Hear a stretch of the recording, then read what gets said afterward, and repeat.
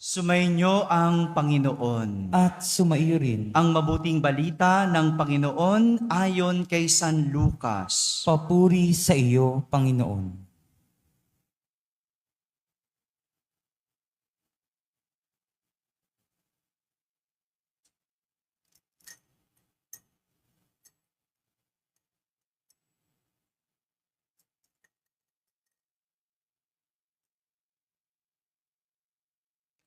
Noong panahong iyon, sinabi ni Jesus sa kanyang mga alagad, magkakaroon ng mga tanda sa araw, sa buwan, at sa mga bituin.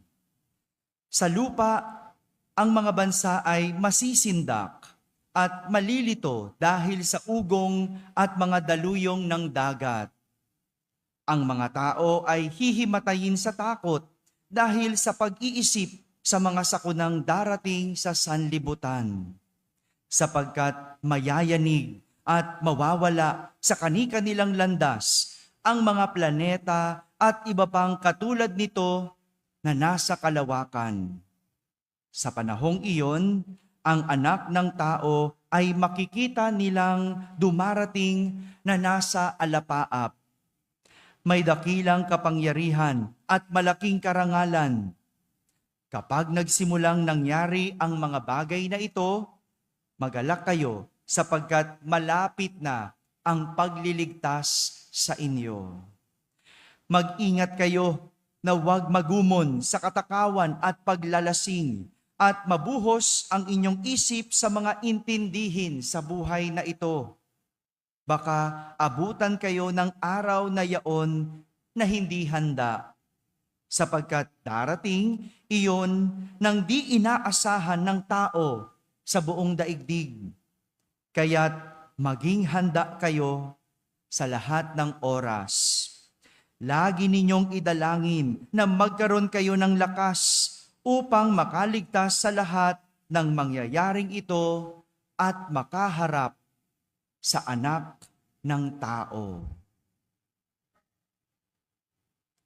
Mga kapatid, ang mabuting balita ng Panginoon. Pinupuri ka namin, Panginoong Hesukristo. Magsiyo po ang lahat at ating pakinggan ang homilya. Isang magandang umaga po sa inyong lahat. Pakibati naman ang katabi ng magandang umaga. Magandang umaga sa lahat ng mga nasa barangay at na nakakapakinig ng ating banal na misa, sa lahat ng mga nasa tahanan na nagsisimba via online, sa lahat ng nasa abroad, magandang umaga po. Kasama kayo sa aming pagdiriwang ng banal na misa dito sa ating parokya.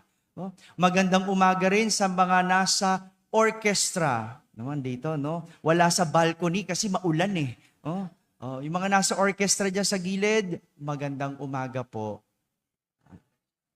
Gising ba yung katabi nyo?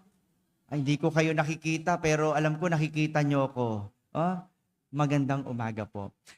Ayos kong simula ng ating pagninilay sa isang kwento. Madalas ganito po ako nagkukwento. At ang aking kwento sa linggong ito ay tungkol sa isang matandang babae na minsan nagpunta sa isang parke. Habang nakaupo ang matandang babae sa parke, napansin niyang dumarating ang mag-ama. Isang batang lalaki at isang tatay. Ang tatay naglalakad habang ang anak ay nagbibisikleta. Naupo ang ama, hindi kalayuan sa matandang babae. At habang ang anak ay paikot-ikot na nagbibisikleta sa parke, ang matandang babae tinitignan ang mag-ama. Nakatitig sa mag-ama. Nang magdidilim-dilim na, sumigaw yung ama. Tinawag yung kanyang anak, "Anak, magagabi na. Uwi na tayo." Sumagot yung anak, "Tay, 5 minutes pa." Sumenyas yung ama. Sige, 5 minutes. Habang ang babae nanunood, hindi sa kalayuan. Makalipas ang 5 minuto, sumigaw yung tatay, "Anak, halika na, uwi na tayo." Sumigaw uli yung anak, "Tay, 5 minutes pa ulit." Sabi ng tatay, "Sige, laro ka pa, mag-bike ka pa." No?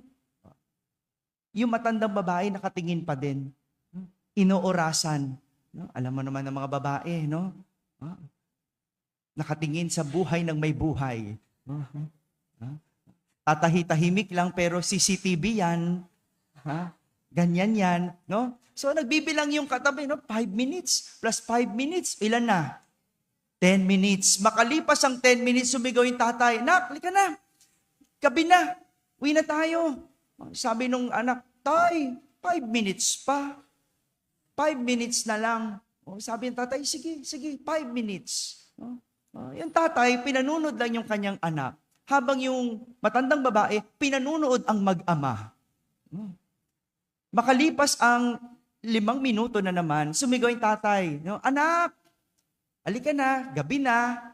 No? Ilang minuto na lumipas? 15 minutes na. Sabi ng anak, "Tay, last na, 5 minutes na lang, last na." No? Yung matandang babae, siya yung nainip. Tumayo, tumabi doon sa tatay. No? At tinanong niya yung tatay, "Pinanunod ko kayo sa malayo. Ilang minutes na? 15 minutes na ang nakalipas. May 5 minutes pang hinihingi yung anak mo. Bakit ang sobrang pasensyoso mo? Bakit sobrang pasensyoso mo? Bakit pinagbibigyan mo yung anak mo?"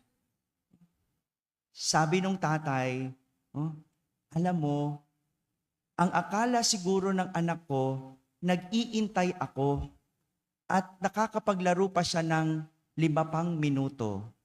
Pero ang totoo, nagkakaroon pa ako ng pagkakataong panoorin siya ng 5 minuto." Mga kapatid, tayo ngayon ay pumapasok sa panahon ng Adbyento. Nang ibig sabihin, pagdating. Sabihin nyo nga po, pagdating.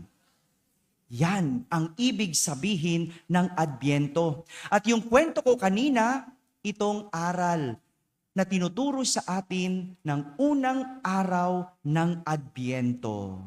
Alam natin na sa panahong ito, dadating, isisilang ang tagapagligtas ng sanlibutan. Walang iba kundi si Jesus.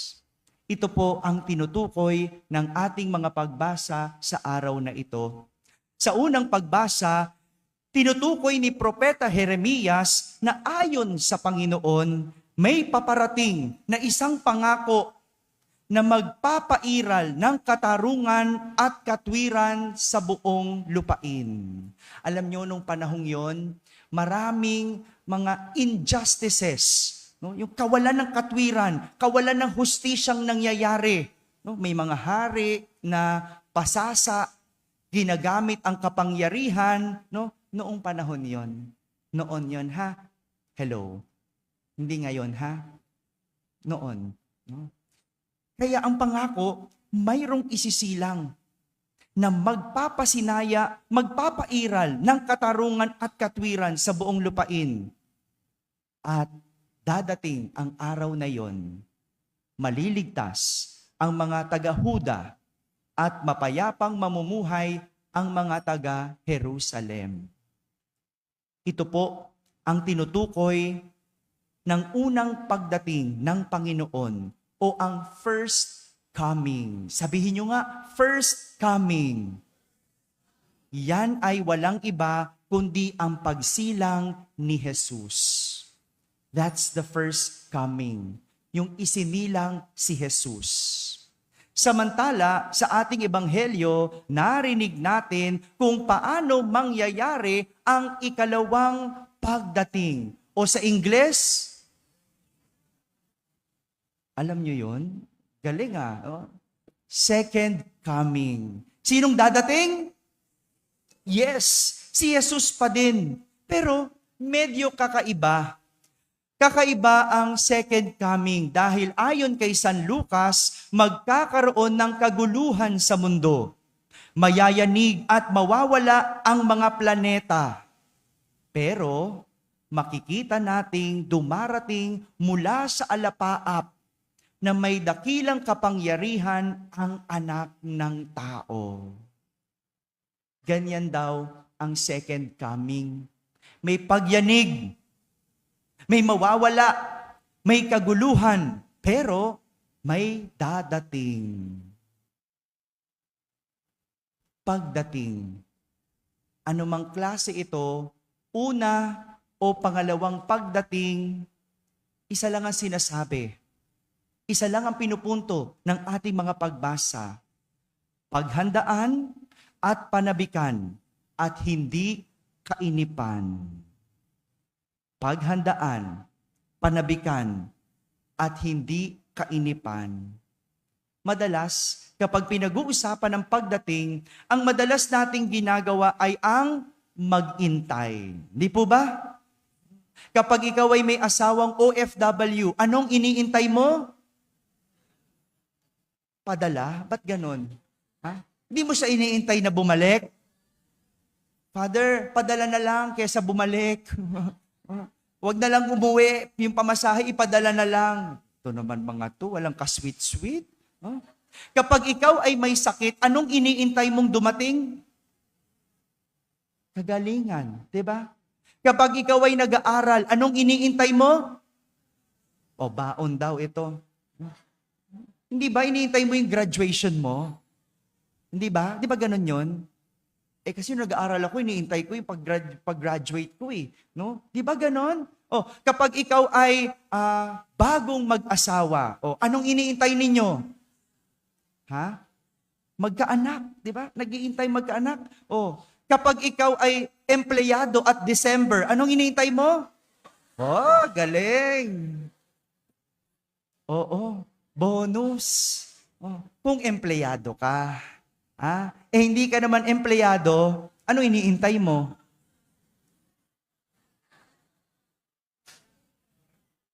Nag-iintay na lang ng bigay. Anak, baka naman. Di ba? Ganon. Ang sarap nun eh. Yung meron tayong iniintay. Merong dadating. Alam niyo po, noong 2 Sundays ago, merong bagyo, si Pepito. Naalala niyo pa? Nagmisa ako ng 6:00 at dyan sa balcony natin, tinatawag kong balcony, yung kalsada sa labas, may nagsisimba mga nakapayong. Nakapayong. Ngayon, umuulan na naman, may nakapayong pa rin sa labas. Nasabi ko sa sarili ko, dadating ang araw. Wala na magsisimba sa labas. Magkakaroon tayo ng building. Gusto niyo ba yan? Sabi ko yung sarili ko, dadating ang araw. And I am very excited about that. I am very excited that to happen. Pero nitong makalipas na linggo, gabi-gabi, sinasabi ko kay Ate Jonah, yung ating secretary, gusto kong ma-meet yung ating mga servers. Para makilala ko naman, para malaman ko kung ano yung mga concerns nila.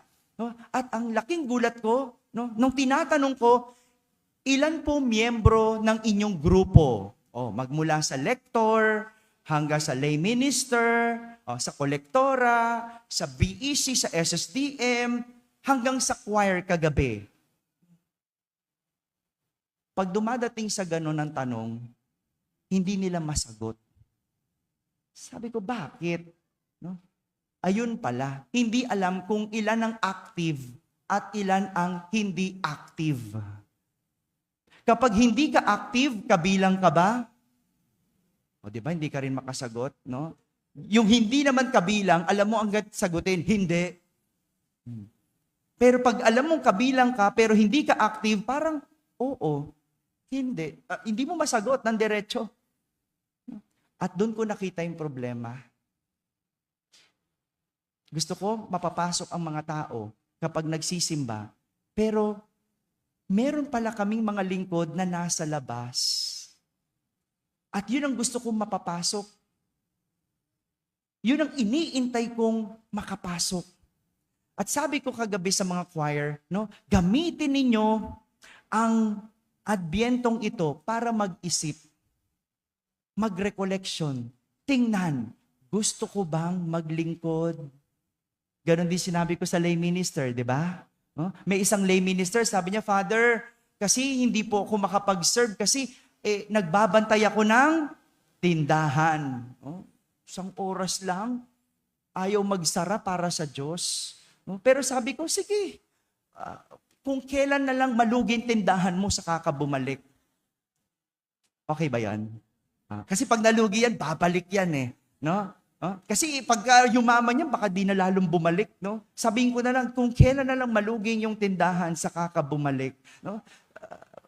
Joke lang yun. But that is what Advent is all about. Ayun ang Adbyento. Yung may iniintay tayong dumating. May iniintay tayong parating. Tanong mo nga sa katabi mo, anong iniintay mo? Sagutin mo, matapos si Father sa homily.